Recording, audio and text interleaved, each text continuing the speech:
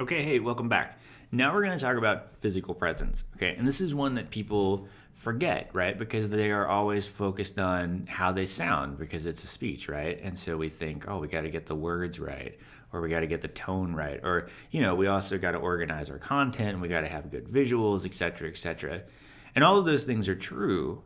But the thing that people forget is that 52% or something like that of your communication, broadly defined, is nonverbal, right? And so what does that mean? That means your physical presence, like your gestures, like the way that you move and convey your body, okay? And so we're going to talk about that for a moment because it's a thing that often gets overlooked. So part of it starts with how you dress, right? Because the way that we dress is communication, right? Like if I show up in a business suit, you think, wow, this guy is all business, or maybe he wants a job, right? But if I show up in a pizza delivery outfit, they think this guy's here to deliver pizza, right? Or maybe if I just show up and I just looks like I rolled out of a ditch and I got sweatpants on and a hoodie and I'm like, all right, I'm here to give my talk.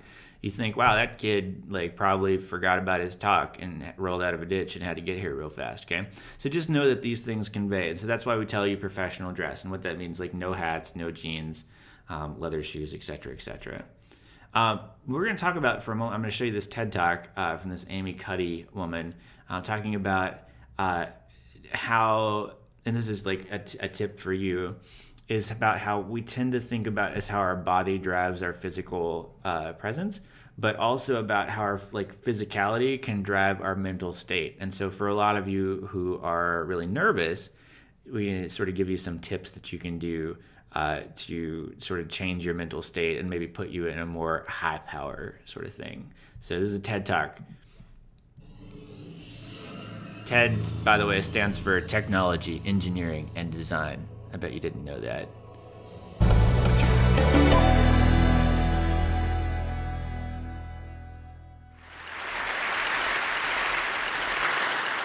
So I want to start by offering you a free no-tech life hack. And all it requires of you is this, that you change your posture for 2 minutes. But before I give it away, I want to ask you to right now do a little audit of your body and what you're doing with your body.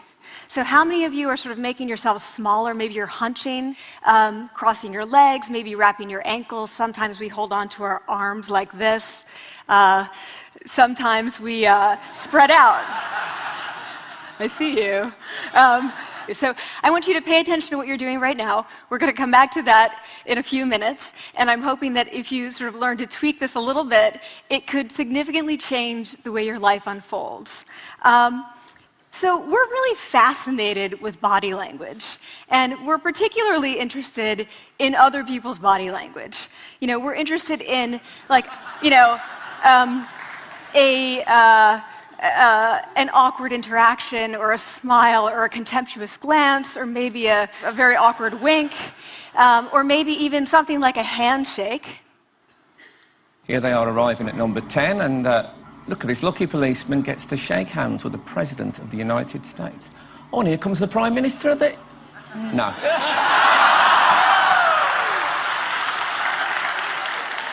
So a handshake, or the lack of a handshake, can have us talking for weeks and weeks and weeks, even the BBC and the New York Times.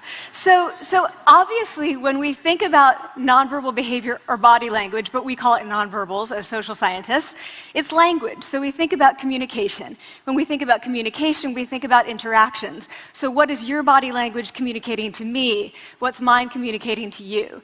And there's a lot of reason to believe that this is a valid way to look at this. So social scientists have spent a lot of time looking at the effects of our body language or other people's body language on judgments.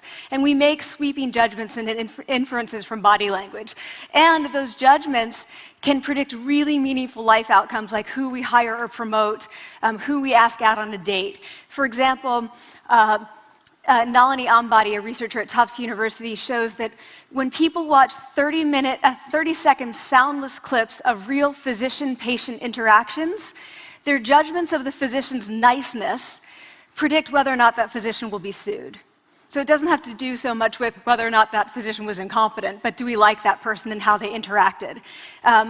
Even more dramatic, Alex Todorov at Princeton has shown us that judgments of political candidates' faces in just 1 second predicts 70% of US Senate and gubernatorial race outcomes. And even, let's go digital, emoticons used well in online negotiations can lead you to claim more value from that negotiation. If you use them poorly, bad idea, right? So when we think of nonverbals, we think of how we judge others, how they judge us, and what the outcomes are. We tend to forget, though, the other audience that's influenced by our nonverbals, and that's ourselves. We are also influenced by our nonverbals, our thoughts and our feelings and our physiology. So what nonverbals am I talking about? I'm a social psychologist, I study prejudice, and I teach at a competitive business school. So it was inevitable that I would become interested in power dynamics. I became especially interested in nonverbal expressions of power and dominance. And what are nonverbal expressions of power and dominance? Well, this is what they are. So in the animal kingdom, they are about expanding. So you make yourself big, you stretch out, you take up space, you're basically opening up. It's about opening up. And this is true across the animal kingdom. It's not just limited to primates, and humans do the same thing. So they do this both when they have power sort of chronically, and also when they're feeling powerful in the moment. And this one is especially interesting because it really shows us how universal and old these expressions of power are. This expression, which is known as pride, Jessica Tracy has studied, she shows that people who are born with sight and people who are congenitally blind do this when they win at a physical competition. So when they cross the finish line and they've won, it doesn't matter if they've never seen anyone do it, they do this. So the arms up in the V, the chin is slightly lifted. What do we do when we feel powerless? We do exactly the opposite. We close up, we wrap ourselves up, we make ourselves small. We don't want to bump into the person next to us. So again, both animals and humans do the same thing. And this is what happens when you put together high and low power. So what we tend to do when it comes to power is that we complement the other's nonverbals. So if someone's being really powerful with us, we tend to make ourselves smaller. We don't mirror them, we do the opposite of them. So I'm watching this behavior in the classroom, and what do I notice? I notice that MBA students really exhibit the full range of power nonverbals. So you have people who are like caricatures of alphas, like really coming into the room, they get right into the middle of the room before class even starts, like they really want to occupy space. When they sit down, they're sort of spread out, they raise their hands like this. You have other people who are virtually collapsing when they come in. As soon as they come in, you see it. You see it on their faces and their bodies, and they sit in their chair and they make themselves tiny, and they go like this when they raise their hand. I noticed a couple things. Okay, we're going to end it there. You can watch the rest of that if you want to by Google searching. But it's kind of interesting, right? So she goes on to talk about how you can actually strike a power pose that will influence the way that your brain is working, right? And so there she is again. Look at that. So I love that they use Mick Jagger because his head is just shrinking as he gets older. Anyway, also, wasn't that great where you were watching a video of a video and then they showed a video in that video? That was really meta. So anyway, so here's the thing that you're gonna do right now. I can't see you, I can't verify that you do this, but you need to try it. You should pause the video and do the Oprah stance, like right where you're sitting. If you're standing, do the Mick Jagger stance, right? You can even throw in some moves like Jagger. Anyhow, so do it and then hold it for a minute, right? And so do it right now. Pause it, do it. Do it. Okay, I'm gonna assume that you did it. So fascinating things, they found that if you do this pose and you hold it, I think it's for like 2 or 3 minutes, right? It actually can increase your testosterone by like 60% or something like crazy like that, right? And so that's like really awesome. Now do the opposite of it, right? I guess I don't have a picture of that. So do the opposite of it. Pause the video, and then for a minute, I just want you to sit like wrapped up, taking up as little space, like cross your legs, hold your arms across your, like do it right now. Okay, I'm gonna assume that you did it and that now you feel weak. And so they found that like if you do that, like it'll actually decrease your testosterone, which is really interesting. And so this is important like for our speech, but also when you think about interviewing, right? So like you go in to do an interview, and what do? They're like, oh, wait in this waiting room. And so you sit down in the waiting room. It's an unfamiliar place, and you're a little nervous. And so you sit down and you know, cross your legs, like fold your arms across, like take up as much or little space as possible. You know, and it changes your physiological state, which is kind of interesting, right? And your mental state, rather. And so anyway, so these are things to know to do. So over on the right there, you see some high power poses, and these are things that you can continue to mimic. Okay, we already did all this. So a couple things on this one.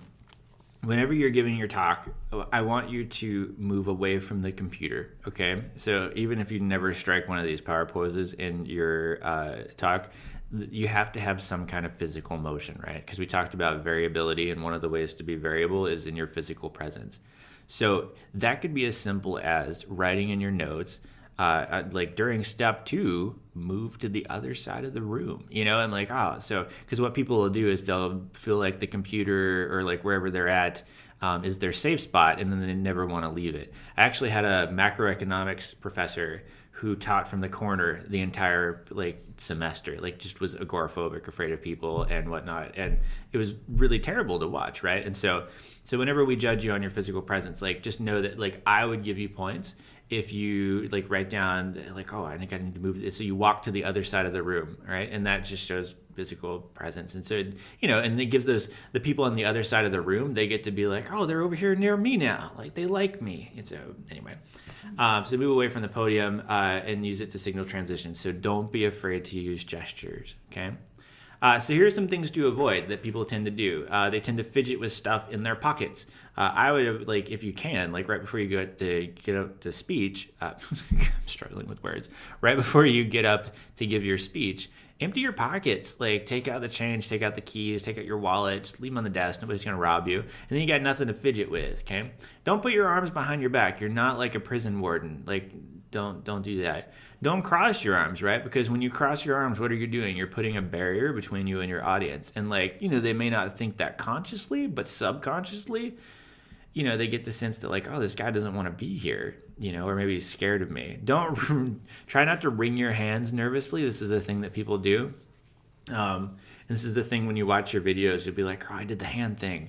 And so you just kind of, you know, like it's not the most important thing, but it is a thing to, as you get better, think like, all right, this is one more thing that I can, you know, remove that'll make me a better speaker. Another thing is you just generally don't want to sound too robotic or too rehearsed. So like there's a point at which you've rehearsed your speech so much that, you know, it comes off like really like stilted and like you're just like going through the motions and not like a real human being conversing with an audience. We usually don't have this problem. We usually have the opposite problem where people don't practice. And then don't sit down. Like, don't ever sit down. You're giving a talk. And sometimes people are like, I'm just going to sit here. I don't understand why. So anyway, all right. So let's end there, and then we'll come back and we'll talk about visual aids and how you can use them.